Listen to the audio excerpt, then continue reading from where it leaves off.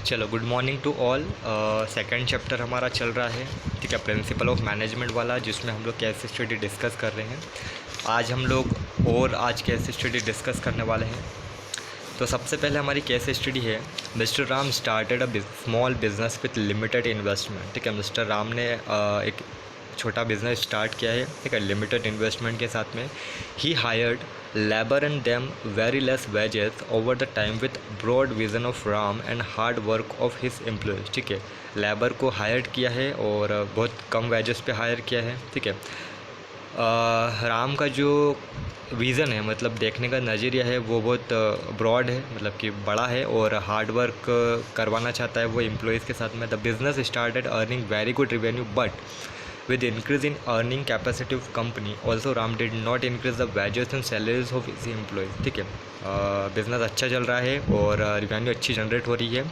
जैसे जैसे इंक्रीज़ हो रहा है बिज़नेस, अर्निंग कैपेसिटी जो है कंपनी की बढ़ रही है, लेकिन राम जो है वो इंक्रीज़ नहीं कर रहा है वेजेस और सैलरी उसकी एम्प्लॉयज़ की। They were not able to maintain a reasonable standard of living. ठीक है, जिससे कि उनकी क्या है, अर्निंग नहीं बढ़ रही है, और अर्निंग नहीं बढ़ रही है तो उनका जो लिविंग ऑफ स्टैंडर्ड है ना, स्टैंडर्ड ऑफ लिविंग जो है वो सही से हो नहीं पा रही है। ठीक है, तो अब उसने पूछा है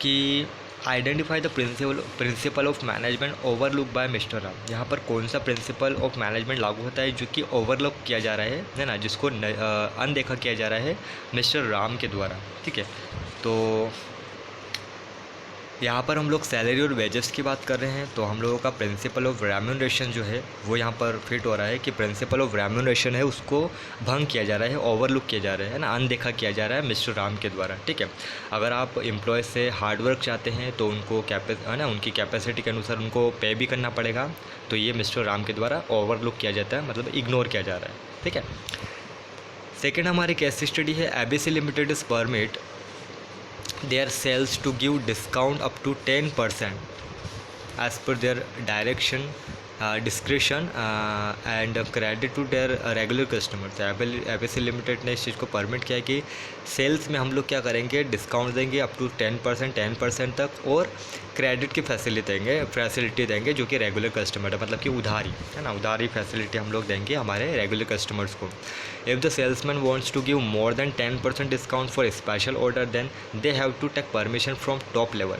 अगर सेल्समैन को अगर अपने कस्टमर को 10% से ज़्यादा का अगर स्पेशल डिस्काउंट देना है, मतलब कि डिस्काउंट देना है, अगर कोई स्पेशल ऑर्डर आता है तो उनको इस चीज़ के लिए परमिशन लेनी पड़ेगी अपने टॉप लेवल के मैनेजमेंट से। ठीक है, क्वेश्चन है this is related to which principle of management. ठीक है, ये हमारा कौन से प्रिंसिपल ऑफ मैनेजमेंट की बात कर रहा है। तो यहाँ पर देखो हम लोग बात कर रहे हैं सेंट्रलाइजेशन और डिसेंट्रलाइजेशन की। मतलब कि सेंट्रलाइजेशन जो कि टॉप अथॉरिटी रहती है, डिसेंट्रलाइजेशन की मतलब कि उनको जितने भी हमारे मिडिल लेवल का जो मैनेजमेंट है उनको हम लोगों ने अथॉरिटी बांट दी। ठीक है, कुछ अथॉरिटी हम लोगों को इस तरीके से बांटनी भी पड़ती है कि आप अपने हिसाब से हैंडल कर सकते हो, है ना, सिचुएशन के हिसाब से आप चीज़ों को हैंडल कर सकते हो। तो यहाँ पर सेंट्रलाइजेशन और डिसेंट्रलाइजेशन वाला प्रिंसिपल जो है वो लागू होता है। थर्ड हम लोग बात करें in school principal makes sure that every instruction, order or information given by him must be passed to vice principal, then head of the department, and then to teachers and students must be informed by respective teachers only।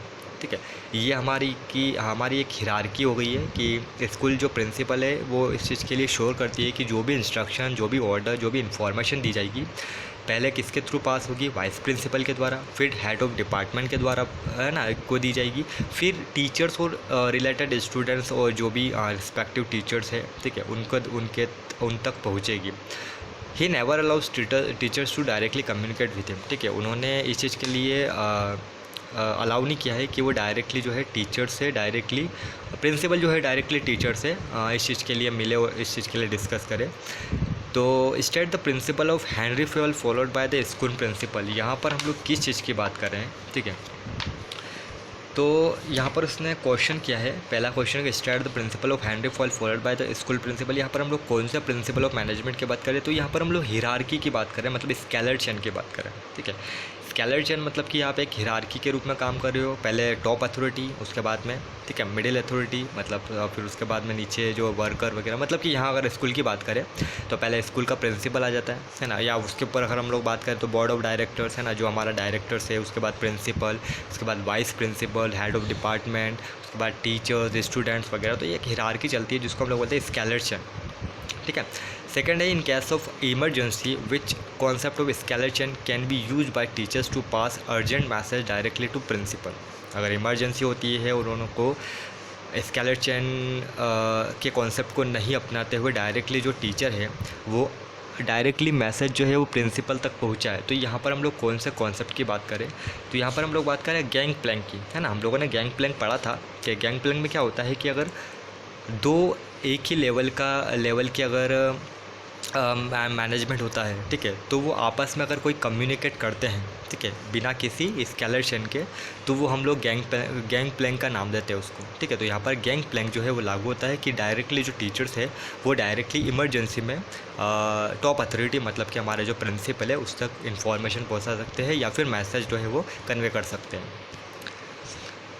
फिर next है हमारा in school books are kept in office chalks in the library officer records and files in staff room, ठीक है। यहाँ पर हम लोग बात करें कि स्कूल बुक जो है वो ऑफिस में रखते हैं, पड़ी हुई रहती है, चौक जो है वो लाइब्रेरी में होती है, ऑफिस रिकॉर्ड जो है वो फाइल वगैरह में स्टाफ रूम में रहते हैं। तो विच principle of management is violated here, यहाँ पर हम लोग कौन से प्रिंसिपल को वायलेट कर रहे हैं, तो यहाँ पर हम लोग ऑर्डर की बात कर रहे हैं, ठीक है। ऑर्डर किस तरीके से होना चाहिए, है ना, ऑर्डर में सामान होना चाहिए, ऑर्डर में हमारा जो भी गुड्स वगैरह होना चाहिए वो सब ऑर्डर में रखा होना चाहिए। जैसे कि अगर हम लोग किसी मॉल में जाते हैं, ठीक है, हम लोगों को सभी चीज़ें एक ऑर्डर में मिलेगी, है ना। जैसे अगर किराने का सामान करें तो किराने का एक सामान ऑर्डर में मिलेगा, अगर हम लोग स्टेशनरी की बात करें तो स्टेशनरी का सामान एक ऑर्डर में मिलेगा, है ना। ऐसा नहीं है कि कहीं पर भी कुछ भी सामान हम लोगों को मिल जाएगा, एक ऑर्डर में मिलेगा कि आपको कौन सा सामान खरीदना है, उसके लिए आपको कौन से, है ना, कौन से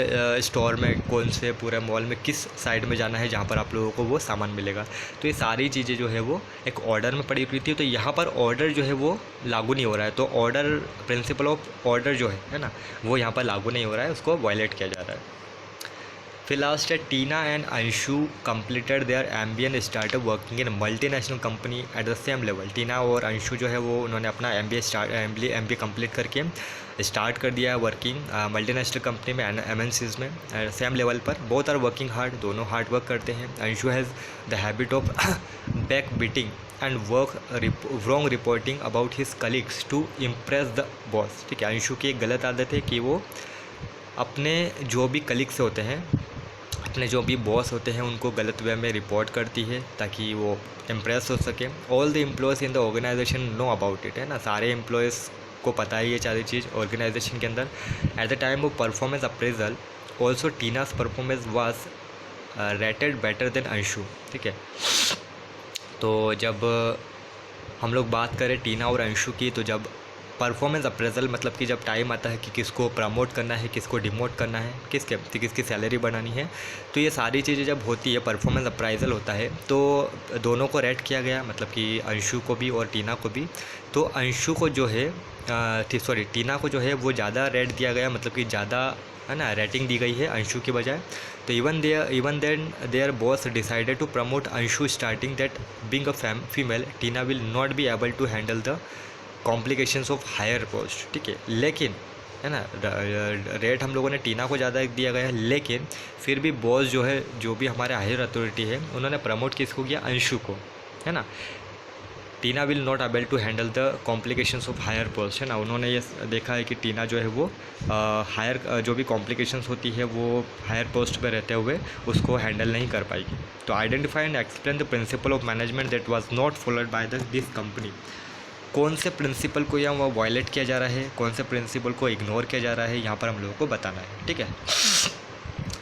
तो company is violating the principle of equity की बात हो रही है, ठीक है। प्रिंसिपल इक्विटी बोलता है कि आप यहाँ पर समान लेवल पर लोगों को नहीं रखते हुए काम कर रहे हो, है ना। इक्विटी का मतलब होता है कि समान लेवल पर लोगों को काम को लेते हुए, है ना, समान रखना उनको, चाहे वो रेम्यूनरेशन की बात हो, चाहे वो पोस्ट की बात हो, या चाहे वो किसी भी लेवल की बात हो। इक्विटी रखनी चाहिए हर एम्प्लॉय के अंदर, ठीक है। तो यहाँ पर हम लोग इक्विटी को वायलेट कर रहे हैं, तो प्रिंसिपल ऑफ मैनेजमेंट कौन सा लागू होता है, इक्विटी वाला, ठीक है।